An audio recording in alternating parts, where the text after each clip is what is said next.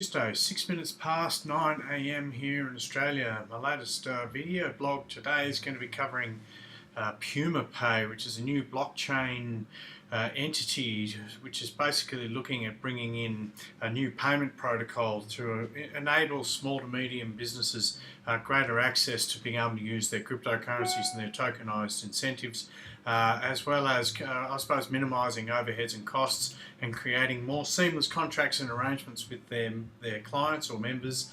Now, this sort of relates to me. I've got a business here. I've been in retail, I've been in wholesale, I've actually got a gym here now where I've got arrangements with a series of members with an ongoing or reoccurring payment system.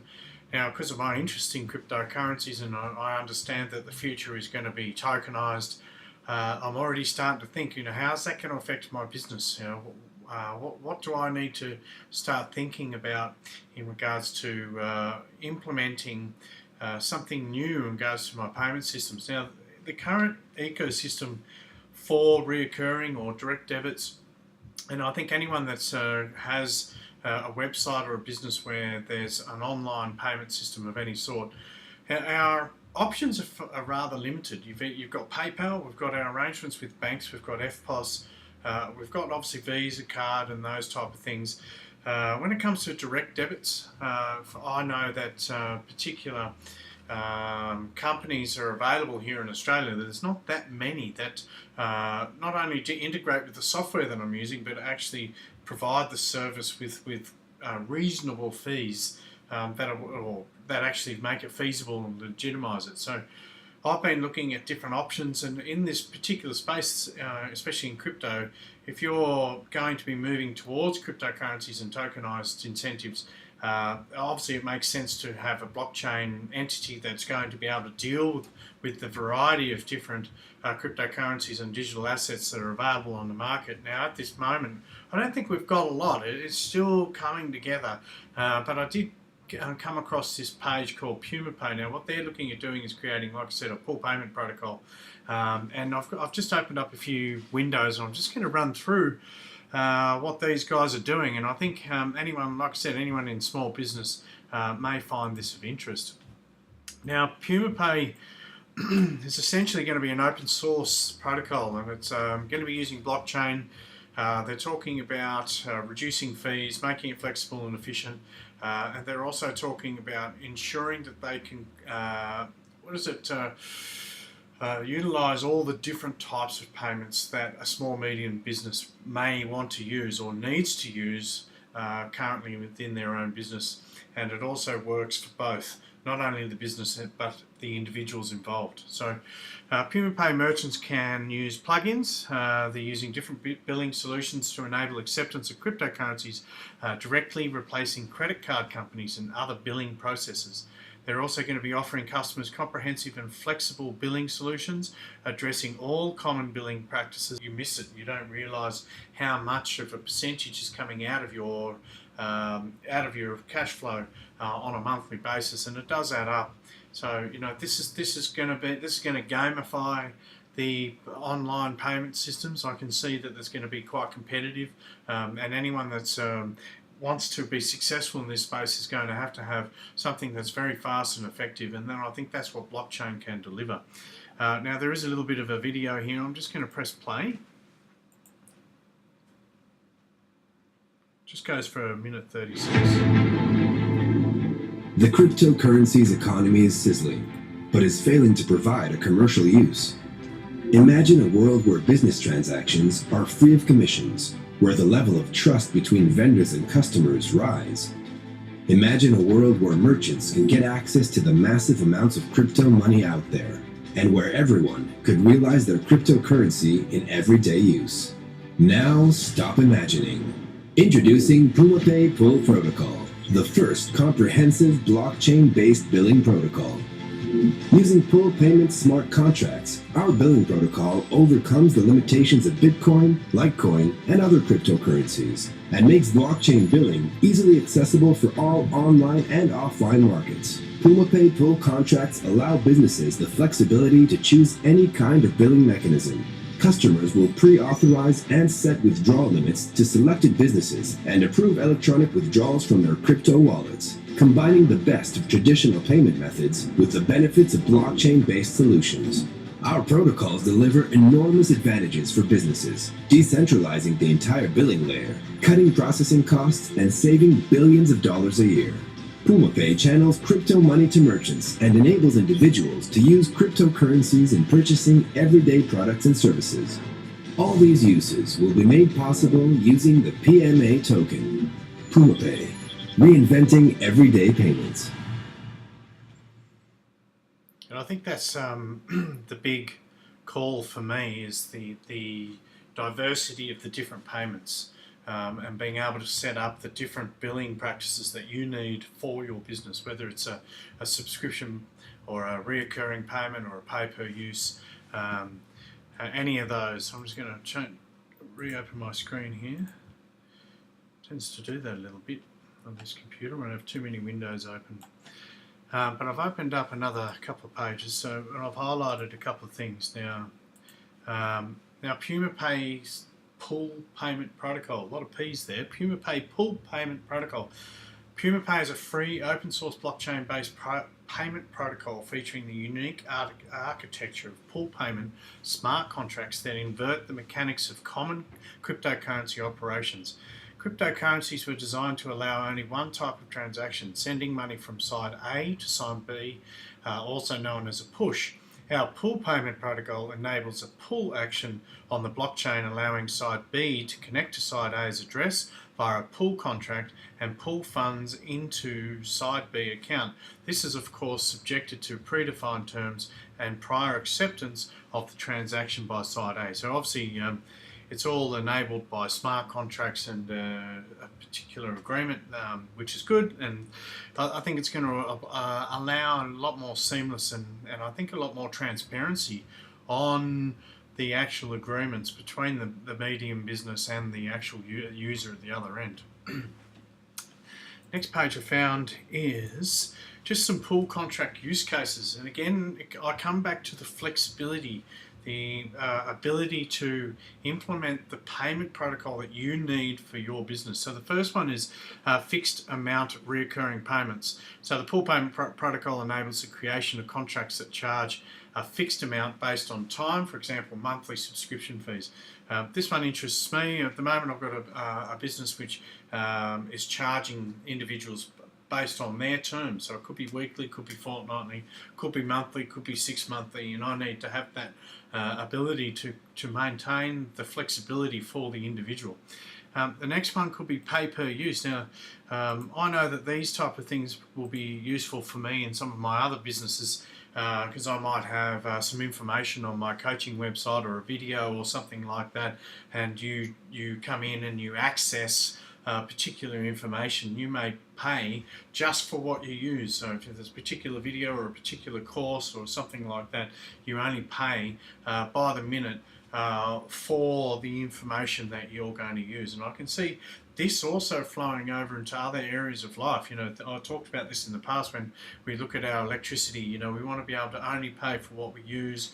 And then I'm sure there's going to be other use cases where we only want to pay for, you know, by the minute, to the minute for the information. So next one is fixed time reoccurring payment. Now PumaPay's protocol can set up a reoccurring payment based on time with a variable amount, for example utility bills. So that's what I was just talking about in regards to electricity or the phone or internet.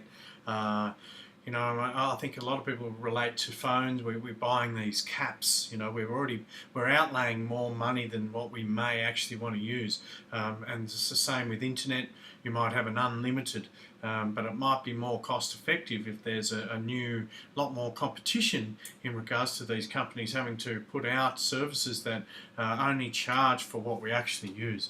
Then we've got one-time single payment. You know, so maybe it's a one-off fee for use of information or access to a platform or something, whatever it is. But the pool contract can be applied to a single payment both online and offline via a wallet app. Could be a ticket to a concert or something like that. I mean, there's a whole heap of different ways that we can apply a one-time single use. Then we've got a shared payment. The flexible pool payment protocol can also be used to divide payment between multiple parties, for example, to facilitate an affiliation program. It could even be that a pair or a couple wants to pay proportionately for something, you know, I mean, there's just, I think the flexibility is the big thing from what I was reading, and that's, like I said, anyone that's in small business, when you want to set up your payments, you want to have access to the flexible terms and conditions. That's going to obviously satisfy both ends of the party. Now, restricted payment, a pool payment or a pool contract can also be restricted according to the user's preferences, for example, ensuring a payment never goes above a certain amount or set up a parental block on child spending. So even there, we're talking about some finer details in regards to how these smart contracts are set up. Now, I opened up the white paper and I wanted to have a little quick look, and I found some things that related to me, and this is probably one of the elements of heartbreak for me in regards to, or just the pain in the bum in regards to how we actually set up our arrangements. At the moment, we've got card networks. So at the moment, if I take a payment with a card, I pay a fee there, and then there's a fee for when a certain amount lands in the account at the other end with the bank.